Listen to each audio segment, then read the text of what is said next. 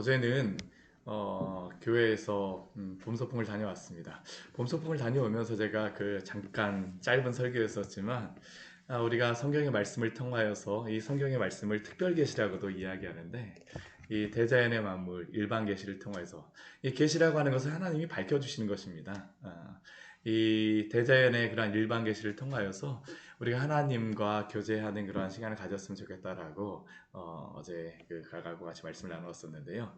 그런데 우리가 일반 계시만으로는 한계가 있습니다. 그 한계가 무엇일까요? 이 일반 계시만으로는 우리가 하나님을 알 수가 없습니다. 그리고 또한 우리의 구원이 무엇인가에 대하여서도 알 수가 없습니다. 그리고 예수 그리스도가 우리에게 어떠한 일을 행하셨는가도 알 수가 없습니다. 또한 특히 우리가 예수 그리스도와 하나님을 알기 위해서는 우리가 어떠한 존재인가, 어떠한 상태인가에 대하여서도 알아야 되는데 명확하게 성경을 통하지 아니하고는 특별 계시인 성경을 통하지 않고는 일반 계시를 통하여서만은 우리가 어떠한 상태인가를 알 수가 없습니다. 오늘 로마서 그 5장의 말씀은 우리 그 사람들이 뭐 불신자들 예수님을 믿지 않는 사람들에게 많은 질문이 있는 그러한 것에 대하여서 답변해 주는 그러한 말씀을 포함하고 있습니다. 많은 불신자들에게 전도를 하게 되면 그들이 그 갖는 그러한 생각 중에 하나도 많은 세상들이 갖는 생각 중에 한 가지가 무엇이냐면 아니 왜 교회에서는 맨날 우리 보러 죄인이라 그래? 왜 죄인이어서 예수님을 믿는다라고 해야지 돼? 근데 그것을 이 자연 만물만 보게 되면 알 수가 없습니다. 왜냐하면 자연 만물만 보면 무엇이라고 생각할까요? 내가 이렇게 지치고 이렇게 마음이 낙심되고 힘든 것은 내가 충분히 쉬지 못해서야 라고 그냥 해석을 해버립니다. 그런데 인간에게 있는 근본적인 문제는 무엇일까요? 우리가 죄인이라고 하는 그러한 사실입니다. 우리가 그런데 이 불신자들이 왜 그것을 인정하지 않겠습니까? 왜 예수님을 믿지 않는 사람들이 그것을 인정하지 않겠습니까? 자신이 죄인이라는 것을 모르기 때문입니다. 근데 성경에서는 왜 그들이 죄인 되었다라고 우리에게 말씀하고 있을까요? 오늘 12절 말씀 보게 되면 참 짧은 한 절의 말씀이지만 우리 창세기에 우리의 죄인됨에 대하여서 우리에게 아주 간단하게 묘사하고 있죠. 요약하여서. 우리의 상태는 무엇입니까? 한 사람으로 말미암아 죄가 세상에 들어왔다라고 말합니다. 한 사람으로 말미암아 죄가 세상에 들어왔다라고 하는 것은 무엇을 의미하는 것이겠습니까? 아담이 선악과를 따먹으로 말미암아 여기에 한 사람 하니까 왜 이 하와를 이야기하지 않습니까? 라고 질문하시는 분들이 계실지 모르겠지만 대표성의 원리가 있기 때문입니다. 아무리 뭐 우리가 무엇을 한다고 할지라도 대통령이 나가갖고 다른 나라와 이런 어떠한 언약을 맺고 오고 조약을 맺고 오면 어떻게 됩니까? 그 나라는 그 조약에 의해서 다 연관되어질 수밖에 없는 겁니다. 오늘 말씀을 보게 되면 한 사람으로 말미암아 죄가 세상에 들어왔다라고 이야기합니다. 아담으로 말미암아 죄가 세상에 들어오게 되었습니다. 그런데 이 죄라고 하는 것은 단순히 세상에 들어오는 것으로서만 끝나지 않습니다. 오늘 12절 말씀을 보게 되면 이게 그 창세기 1, 2, 3장의 말씀을 다 요약하고 있는 게 무엇이냐 하면 죄가 세상에 들어옴으로 말미암아 그 죄로 인하여서 무엇이 세상에 또 들어오게 되었을까요? 사망이 세상에 들어왔다라고 우리에게 말씀합니다. 하나님께서 이 선악을 알게 하는 열매를 먹는 날에는 반드시 죽으리라고 말씀하셨던 것과 같이 아담이 그 선악과를 먹음으로 말미암아 사망이 어떻게 되겠습니까? 들어오게 되어졌습니다. 아담과 하하가 거의 1000년의 그러한 시간을 살았는데 근데 1000년의 시간을 살았다라고 해도 그들은 1000년의 시간 후에 어떤 일이 벌어졌을까요? 죽음이 이르렀습니다. 당장 죽지 않았다라고 하였을지 모르지만 그 죽음이 유예되었을지 모르겠지만 결국 무엇이 이르렀습니까? 그들의 인생에게는 사망이 이르렀습니다. 그리고 하나님이 말씀하신 것과 같이 반드시 죽으리라는 하나님의 말씀과 같이 아담과 하와는 죽음에 이르게 되었습니다. 그런데 아담과 하와로서만 이것이 끝난 것이 아닙니다. 그 이후에 어떤 일이 벌어지게 되었을까요? 이와 같이 모든 사람이 죄를 지었으므로 사망이 모든 사람에게 이르렀느니라 라고 말씀합니다. 이와 같이 모든 사람이 죄를 지었으므로 사망이 모든 사람에게 이르렀느니라. 결국 모든 사람이 다 어떠한 운명에 처하게 되었다는 겁니까? 죽음에 이르게 되었다는 겁니다. 어떠한 세상의 유명한 철학자는 사망에 이르는 그 뭐라고 얘기하죠? 그 갑자기 케고르가 이야기했던 것과 같이 죽음으로 인하여서 모든 사람에게 사망이 이르렀다라고 뭐 이야기를 하였는데, 우리 여기에 보게 되면 바로 그것을 이야기하는 겁니다. 아담 한 사람이 죄를 지었으므로 말미암아 사망이 모든 사람에게 어떻게 됐습니까? 이르렀다라고 우리에게 말씀합니다.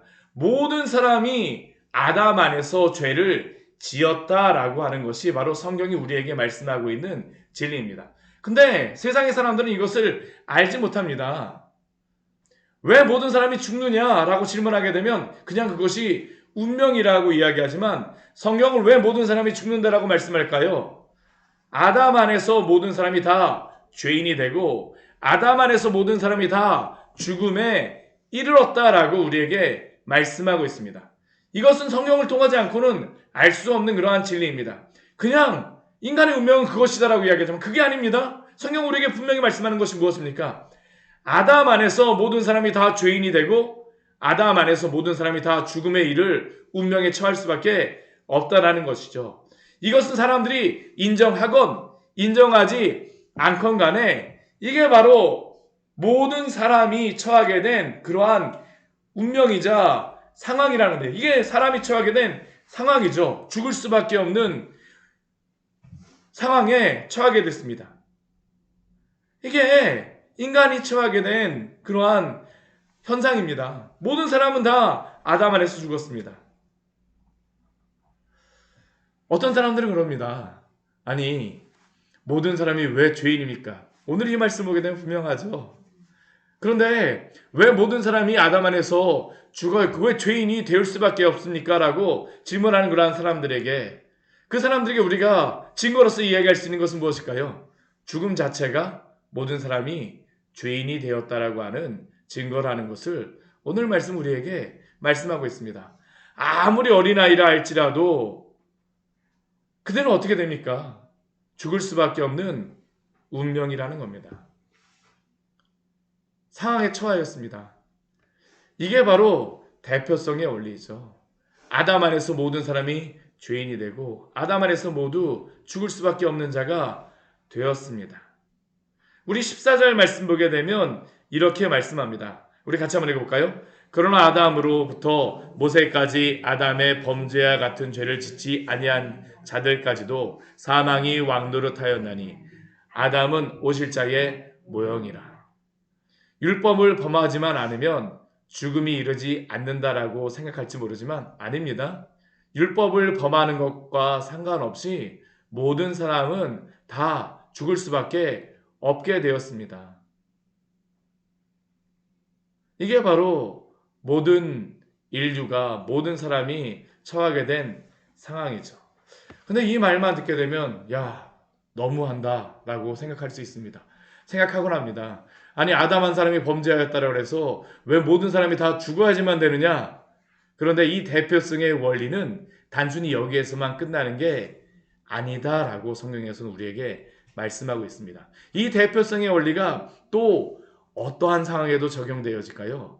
우리의 사망에만 적용되어지는 게 아니라 우리의 생명에도 적용되어짐을 성경은 우리에게 말씀하고 있습니다. 그 뒤에 말씀을 보게 되면 15절 말씀을 보게 되면 우리에게 이렇게 말씀합니다. 우리 같이 한번 읽어보겠습니다.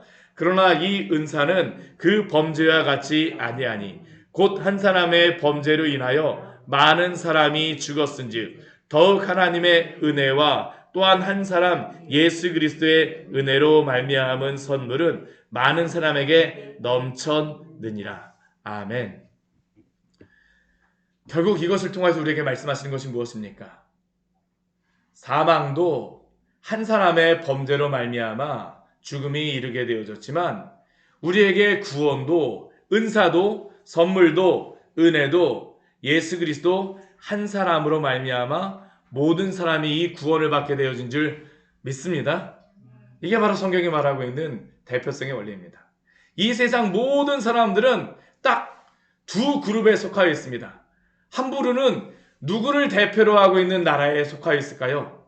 아담을 대표로 하고 있는 그 그룹에 속하여 있고 나라에 속하여 있고, 또 한 부류는 어디에 속해 있습니까?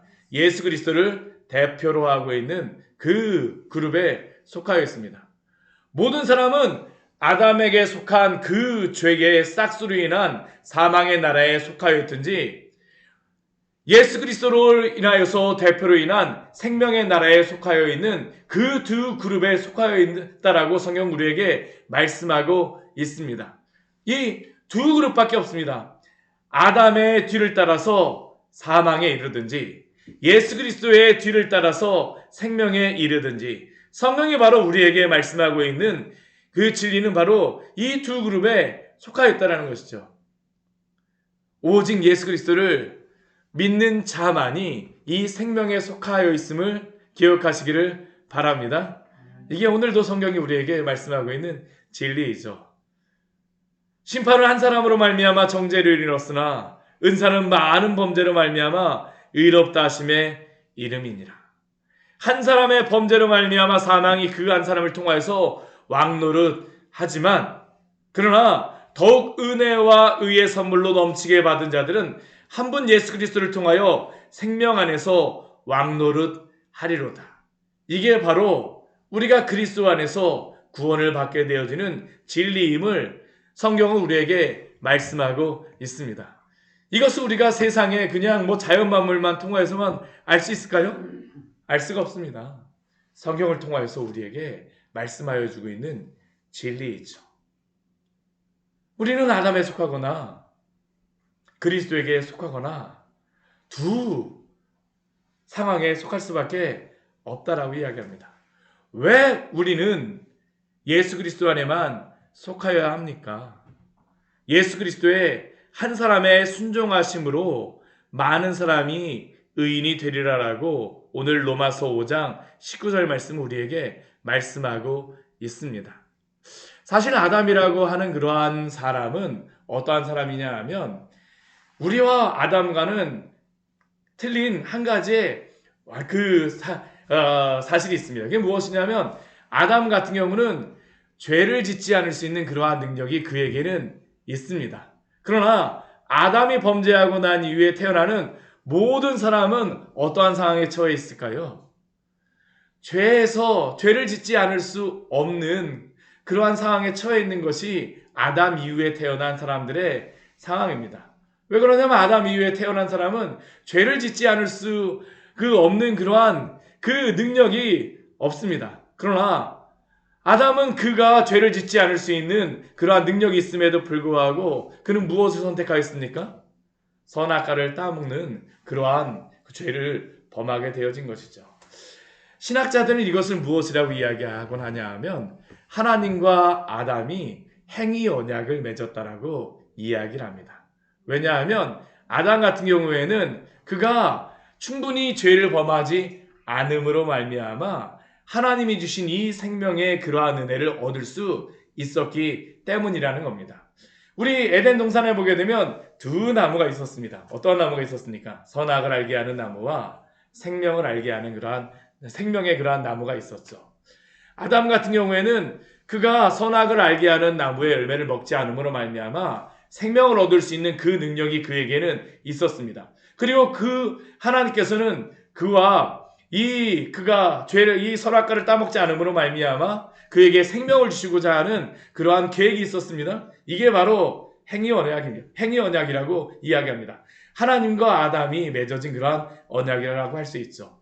그런데 아담이 선악과를 따먹으로 말미암아 어떠한 현상이 벌어졌을까요?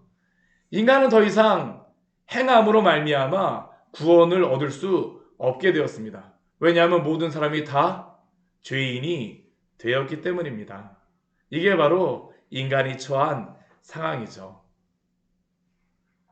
그리고 인간은 누구도 자신이 선행으로 말미암아 우리가 로마서 4장에 보았던 것과 같이 어떠한 그 종교적인 예식을 행함으로 말미암아 율법을 지킴으로 말미암아 구원을 얻을 수 없습니다. 그래서 하나님께서 우리에게 주신 유일한 구원의 방법이 무엇일까요? 바로 예수 그리스도가 이 땅에 오심으로 우리는 구원을 얻게 된 줄 믿습니다. 이게 바로 우리가 성경에서 말하는 은혜라고 이야기를 하고 이것이 바로 은혜의 언약이라고 이야기합니다. 우리는 모두 예수 그리스도 안에서 구원을 얻게 되었습니다.